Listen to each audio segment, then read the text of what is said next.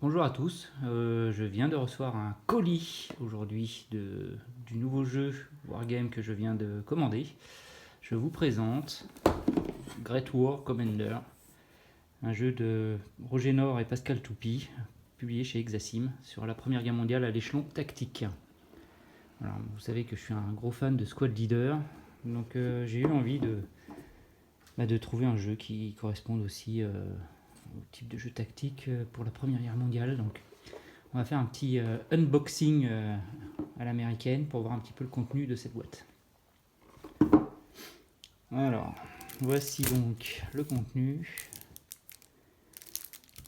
Donc, 3 gros paquets de cartes de belle qualité sur les cartes d'action, événements et d'ordre.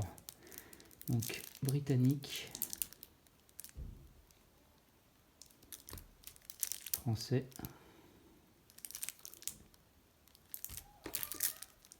et allemand, bien entendu. Le livret de règles en couleur, 36 pages, très belle mise en page, beau papier, impression couleur de qualité, superbe. Apparemment pas mal d'exemples. Donc Great War Commander qui est un jeu dans la lignée des War Commander publiés aux US. Je sais plus qui est l'éditeur, je crois que c'est GMT Games. Bon, on va avoir le chat en fond. Livret de jeu. Qu'est-ce que c'est ça? Générateur de scénarios. Ça c'est intéressant. Donc on peut créer ses propres scénarios. Un exemple de début de partie, donc ça va bien permettre de comprendre le système de jeu, qui j'espère n'est pas trop compliqué, trop lourd, parce que moi les règles de jeu compliquées, c'est pas trop mon truc. Qu'est-ce qu'on a là? Ordre de bataille. Ok. Verdun. Ok, la main. Ah, d'accord. Une belle table.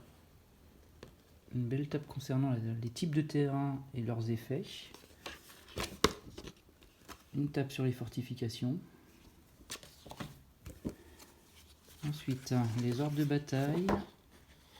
Les ordres de bataille pour les différentes batailles. Ok. Et enfin, tous les scénarios. Donc, scénario 1, scénario 2. Un peu second modèle Squad Leader, donc ça me parle bien. Graphiquement très visuel. Tous les pions sont réimprimés sur le scénario avec les règles spéciales, le sens de la carte. Et il y a donc en tout 16 scénarios. Donc ils vont de 1914 à 1918, donc ils couvrent tout le front. Superbe. Et enfin les pions qui sont emballés dans une pochette plastique. Alors, vous noterez qu'il n'y a pas de petite pochette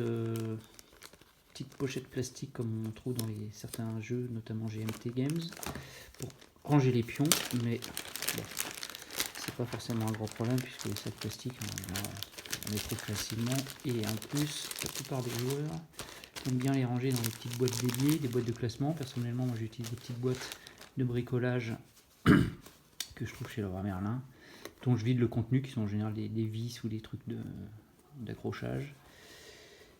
Alors, pas beaucoup de pions, mais des pions assez grands. Je sais pas combien ils font, mais ils doivent bien faire. J'ai l'impression que c'est des pions de 20 mm. Je vais comparer avec les. Non, ils sont un peu moins de 20. C'est du 16 ou 18 mm si je compare à mes pions habituels. On a un intrus.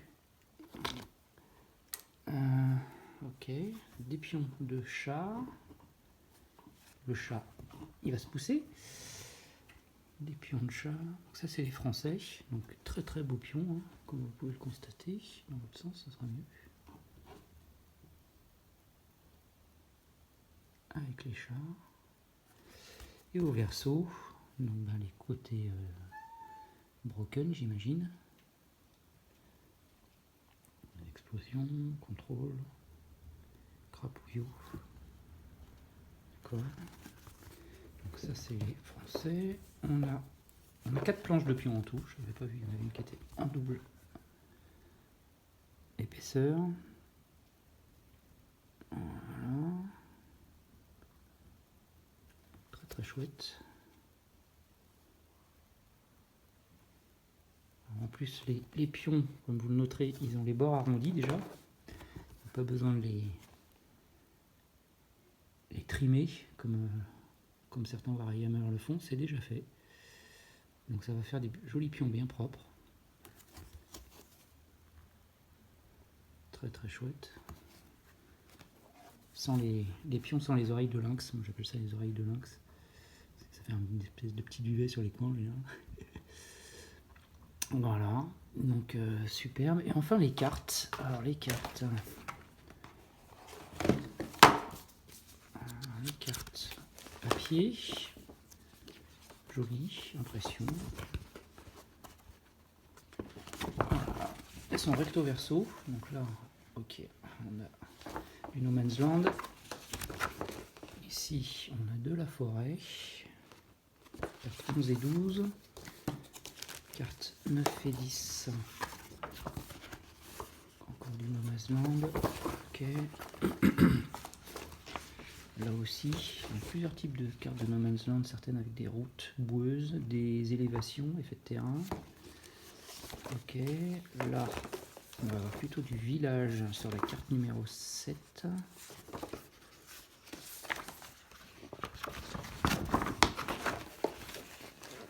Ok, chouette. Donc on retrouve un certain nombre d'informations. Piste de temps, piste de victoire, piste de puissance de feu, les informations de barrage et de gaz sur le bord de la carte. Donc là aussi recto verso, encore du village. 5e carte. Je sais pas quel format font les cartes, mais ça a l'air d'être un bon d'un 50-70 je dirais. 40-60. 40-60. Très chouette. Alors, superbe carte, hein. Graphiquement elles sont vraiment tip top. Un très beau boulot de l'illustrateur qui a été réalisé. Comme je refais des maths moi-même à partir de briquet de broc sous Photoshop, j'admire le travail réalisé sur ces cartes. Et si toutes les cartes de jeu pouvaient être comme ça, ça serait formidable. Super beau. Là il y a les voies de chemin de fer qui longent une rivière avec un pont. Très chouette. Et enfin la carte numéro 1. Toujours de la variété. Des petits bois, des champs, une ferme. Ah, et là, ça a l'air d'être du terrain d'hiver. Sympa aussi. Bon, ben voilà, on a fait le tour. Très très beau matos. Je vais ouvrir rapidement une pochette de cartes pour voir à quoi ça ressemble concrètement.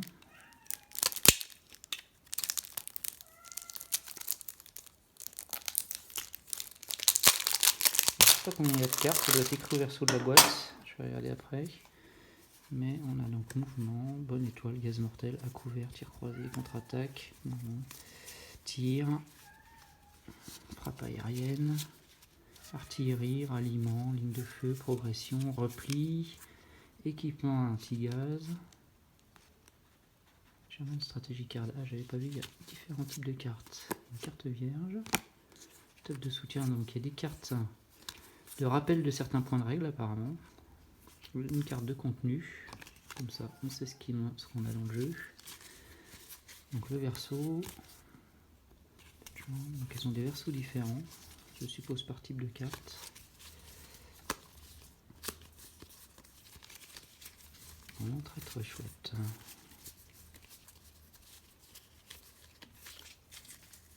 Ouais, un très beau contenu. Un système pour les ouvrir facilement, mais je trouve jamais où c'est. Donc un petit coup de cutter propre, ça fera le job.